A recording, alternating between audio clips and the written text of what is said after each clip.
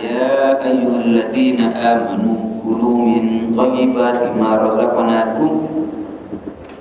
Thumma dzakara ar-rajul yutilu as-safara ash'atha aghbara yamuddu yadayhi ila as-sama' ya rabbi ya rabb wa mat'amuhu haram wa mashrabuhu haram wa malbasuhu haram wa ghudhiya bil haram fa anna yustajabu lahu. Rawahu Muslim. Hadis ini diriwayatkan oleh Imam Muslim. Jadi kalau ada hadis diriwayatkan oleh Imam Bukhari dan Muslim, itu namanya hadis muttafaqun alaih, hadis yang disepakati oleh dua syekh atau ulama yang memang spesifikasinya di hadis, yakni Imam Bukhari dan Muslim. Ada saja yang diriwayatkan oleh Imam Muslim saja, ada yang diriwayatkan oleh Bukhari saja. Tapi ini akan dikategorikan sebagai hadis sahih. Jadi ada hadis sahih, ada hadis hasan, ada hadis dhaif. Kalau hadis maqdud atau maudhu itu sudah bukan hadis. Kalau maudhu, hadis palsu. Kalau hadis dhaif biasanya hadisnya itu yang meriwayatkan kurang dipercaya. Jadi dhaif bisa jadi karena sanadnya yang menceritakan itu ada yang diragukan. Ada juga karena redaksinya. Ini para jemaah sekalian. Kalau hadis hasan di bawah hadis sahih. Kalau sahih itu yang paling bagus. Ada yang paling tinggi namanya mutawatir. Hadis mutawatir itu hadis yang tidak mungkin bohong. Misalnya saya kalau mengatakan ibu kota Indonesia itu adalah Jakarta. Ini kan hadis mutawatir atau berita mutawatir, di mana semua orang percaya, tidak ada yang menolak. Ada hadis sahih. Hadis ini hadis sahih. Inna Allah Ta'ala thayyibun, sesungguhnya Allah Ta'ala itu thayyib, Allah itu baik. La yaqbalullahu illa thayyiban, tidak akan menerima Allah itu kecuali yang baik saja. Makanya dalam masalah sedekah Allah menerima yang baik saja, yang halal misalnya. Wa anna Allah amara al-mu'minina, dan sesungguhnya Allah Subhanahu wa taala memerintahkan orang mukmin bima amara bihil mursalin, dengan apa yang diperintahkan oleh para rasul. Artinya apa? Yang diperintahkan para rasul pasti sinkron dengan perintah Allah. Sekali lagi, apa yang diperintahkan oleh para rasul mulai dari Nabi Adam sampai Nabi Muhammad itu tegak lurus dengan perintah Allah. Karena para rasul semuanya pasti amanah, tidak mungkin khianat. Makanya para rasul itu mempunyai 4 sifat: STAF, staf, siddiq, tabligh, amanah, makonah. Jadi apa yang diperintahkan oleh para rasul itu pasti sesuai dengan apa yang diperintahkan oleh Allah. Makanya kalau kita memahami agama itu, sumber agama itu Al-Quran, Al-Hadis, Ijma' dan Qiyas. Karena tidak mungkin para rasul itu berkhianat, menambah atau mengurangi ajaran-ajaran yang ditetapkan oleh Allah. Faqala ta'ala ya ayyuhar rusul, wahai para rasul, kulu min thayyibati wa'malu sholihah, makanlah olehmu dari makanan yang thayyib, dari makanan yang baik, wa'malu sholihah, dan beramallah soleh. Ini perintah bagaimana kita itu mengkonsumsi barang yang baik, yang thayyib, yang halal. Wa qala ta'ala ya ayyuhalladzina amanu, hai orang-orang yang beriman, kulu, makanlah oleh kamu sekalian, min thayyibati ma razaqnakum, dari sesuatu yang baik yang aku rezekikan kepada kamu. Ini para jemaah sekalian, pentingnya kita mengkonsumsi makanan yang baik, makanan yang halal, baik dalam pengertian secara kesehatan baik, secara moral, secara spiritual juga baik. Karena kebutuhan kita ini kan jasmani dan rohani. Jasmani kita butuh makanan yang bergizi, ya, makanan yang sehat. Tetapi jasmani tidak cukup karena manusia itu ada rohani. Rohani juga butuh makanan-makanan yang sesuai dengan apa yang ditentukan oleh Allah yang halal. Apa akibatnya kalau kita tidak mengkonsumsi barang yang benar, yang tidak thayyib? Ya pasti adalah. Dari sisi kesehatan pasti akan terganggu. Dari sisi perilaku juga akan terganggu oleh sebab kita mengkonsumsi barang yang tidak halal. Makanya di sini diceritakan tsumma dzakara rajul, kemudian Rasulullah SAW menceritakan ada seorang laki-laki yutilus safar, kemana-mana, berjalan ke sana kemari, melakukan safar atau menjadi musafir, sampai sibuknya dia tidak punya kesempatan untuk ngurus rambut. Ash'atha albar, rambutnya awut-awutan, bajunya dekil, badannya tidak pernah diurus. Kerjanya apa? Doa. Yang muddu yadaihi, dia mengangkat tangannya ilas sama ke langit. Ya Rabb, ya Rabb, wahai Tuhanku, kami minta ini, minta itu, minta ini, minta itu. Bapak mohon maaf ya, kalau saya doa begini bukan berarti Allah di langit ya. Saya bilang, kiai kok begini kalau doa, bukan berarti saya mengatakan Allah di langit. Kita itu berdoa begini karena kiblatnya orang doa itu adalah langit, kiblatnya. Sebagaimana kiblatnya orang sholat adalah Ka'bah. Bukan berarti Bapak menghadap ke Ka'bah. Bukan berarti Bapak itu menyembah Ka'bah atau mengatakan Allah itu ada di Ka'bah. Karena Ka'bah itu memang kiblat.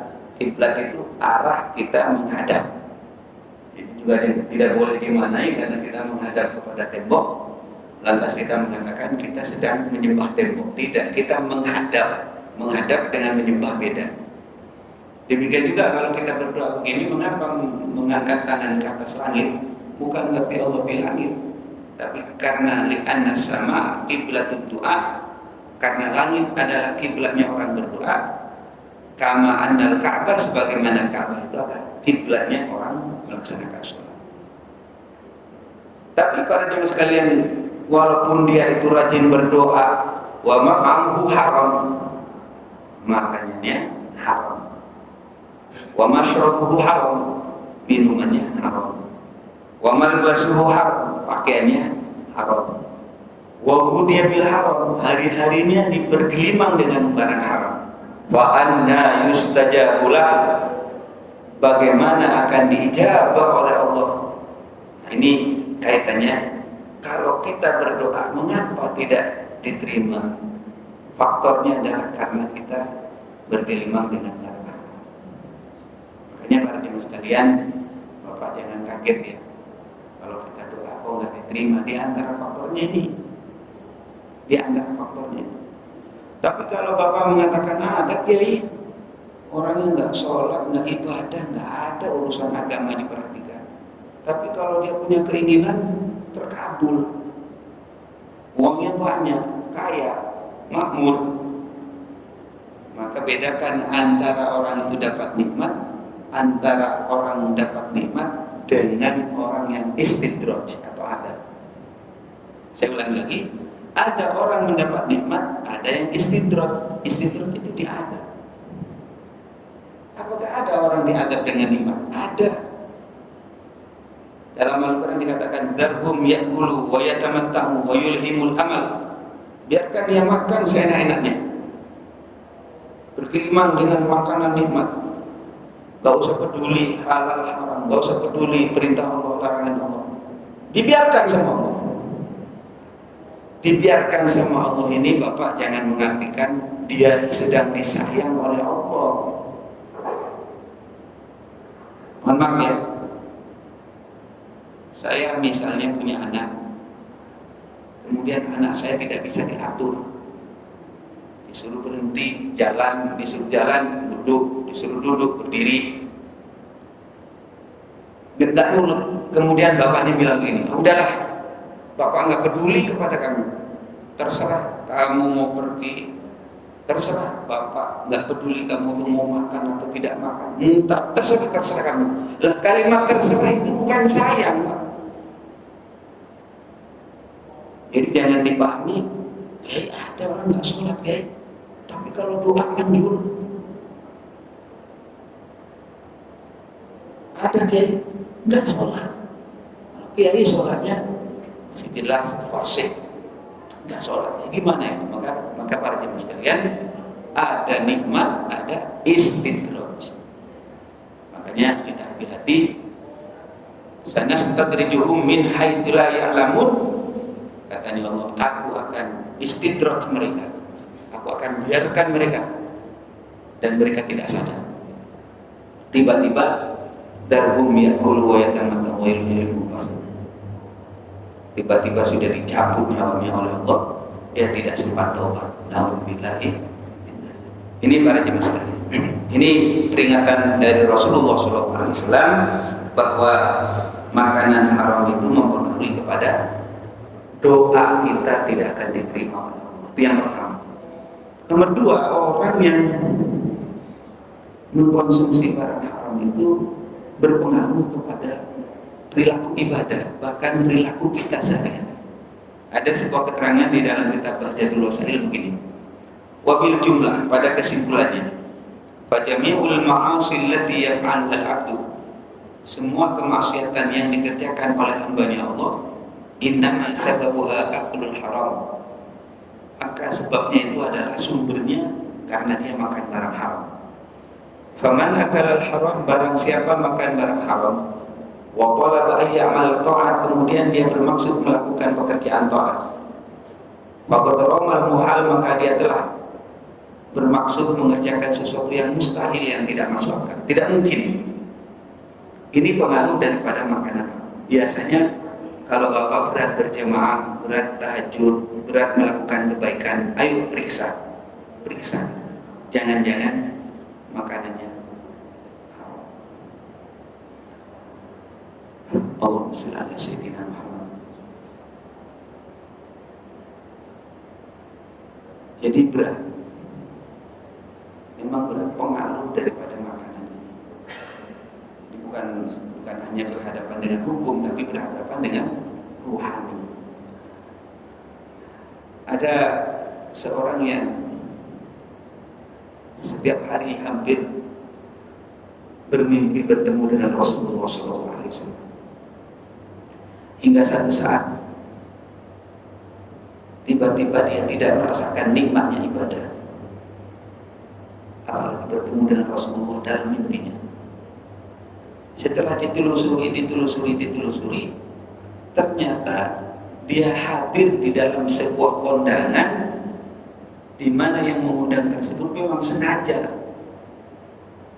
menyisipkan makanan yang tidak halal.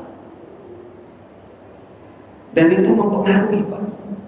Bapak jangan menyangka, oh, ini kan nggak disengaja, Pak. Disengaja dan tidak disengaja. Kalau bapak minum racun, makan racun, sama saja ada pengaruhnya.